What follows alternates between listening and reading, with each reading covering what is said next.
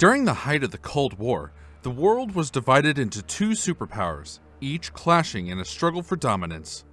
The United States and the Soviet Union were locked in a decades-long struggle, with tensions running high and the threat of nuclear war always looming.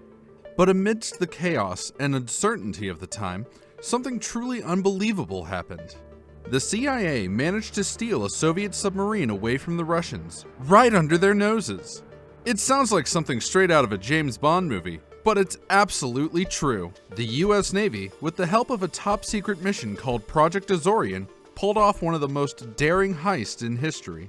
Now, you might be wondering, how on earth did they manage to do it?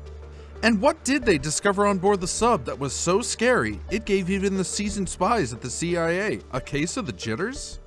Just after midnight on February 24, 1968, a Soviet submarine brimming with military might embarked on a top-secret mission from a naval base near the city of Petropavlovsk, on Russia's far eastern Kamchatka Peninsula. The submarine, K-129, was no ordinary vessel. It carried 3 missiles capable of delivering a nuclear payload over 700 miles away, and had been in service since 1960. Although the K-129 wasn't the most technologically advanced submarine in the Soviet fleet, it was still a vital asset in their arsenal. The K-129's mission was to continue through May 5th, making a distant approach to American waters far northwest of Hawaii. But on March 8th, the Soviet base failed to receive a planned radio transmission from the sub. The following day, the Soviet Navy began sending a flotilla of subs, other ships, and planes to search for the lost vessel.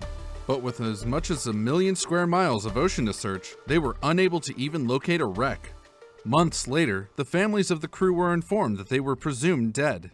The Americans, however, had a secret weapon in the form of the Sound Surveillance System, SOSUS, a network of advanced audio equipment in the Pacific. They had registered an explosion on March 11th and were able to locate the site of the explosion to within 6 miles. To take advantage of this opportunity, the US Navy sent a specially equipped spy submarine, the USS Halibut, on a mission to capture photos of the wrecked sub on the deep ocean floor. But the CIA saw an opportunity for even greater intelligence. If they could somehow access the Soviet submarine, the information they could gain would be invaluable. What they were suggesting, however, was no small feat. It was the single biggest technological challenge the CIA had ever faced, and one of the most ambitious intelligence operations in history. The K-129 submarine was located 16,000 feet beneath the ocean's surface. At this depth, pressure was so crushing that even ordinary submarines wouldn't dare to venture near it. To make matters more challenging, the object weighed a staggering 1,500 tons, which was much heavier than anything that had ever been lifted from a comparable depth. And to top it all off, this incredible lift had to be performed in complete secrecy. Otherwise, Soviet intelligence would have put a stop to it using international law as their weapon. But who could manage such an impossible feat? The CIA, of course. Although some naval intelligence officials were not happy about taking a supporting role, the CIA had proven itself capable of developing advanced technology on the fly with minimal organizational friction. And so began Project Azorian, named after the Azori Islands in the Atlantic Ocean for no particular reason. The technology to lift an object from the bottom of the ocean simply did not exist, and mining and drilling in deep water was a considerable challenge. But these facts actually helped to provide cover for the mission. The plan was to create a ship-based deep ocean mining rig, and the building of a huge recovery ship would make perfect sense, as there would be some overlap in the equipment needed. If all went well, Soviet spies wouldn't even think to look for a military or intelligence component in the civilian industrial project.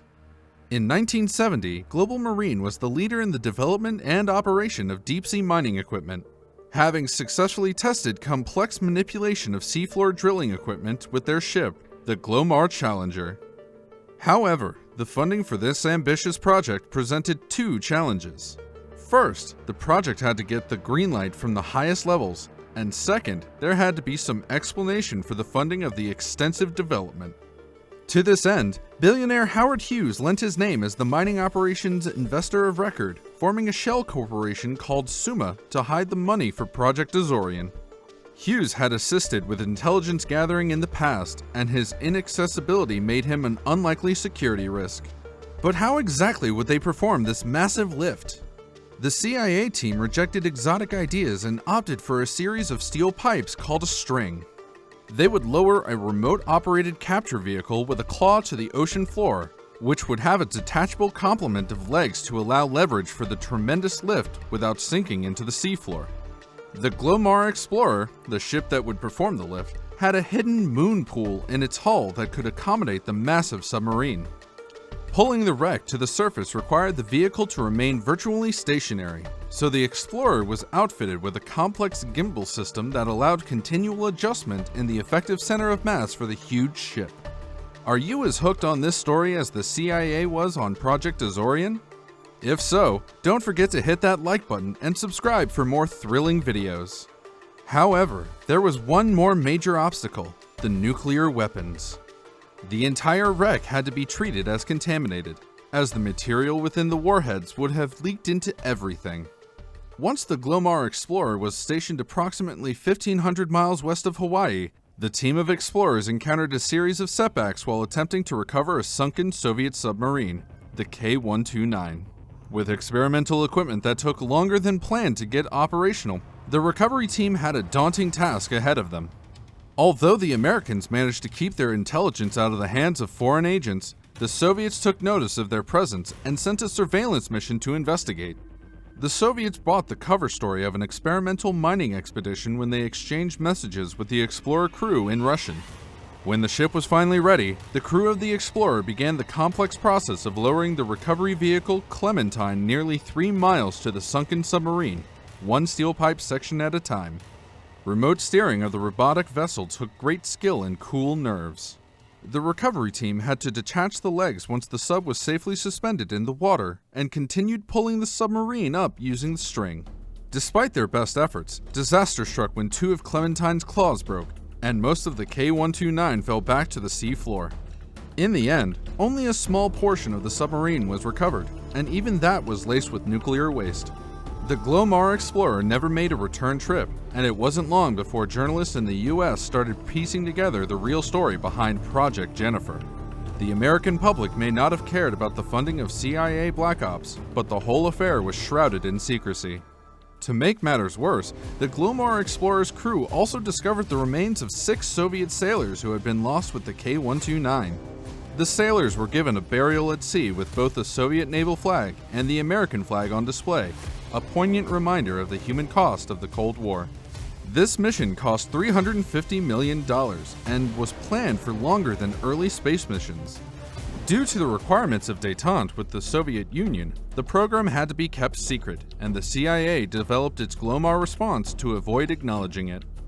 Parts of the project were only declassified in 2010 following the release of a documentary, but the exact extent of the intelligence obtained from the K-129 remains a mystery. What do you think would have been the outcome if the Soviet Union had discovered Project Azorian before it was completed?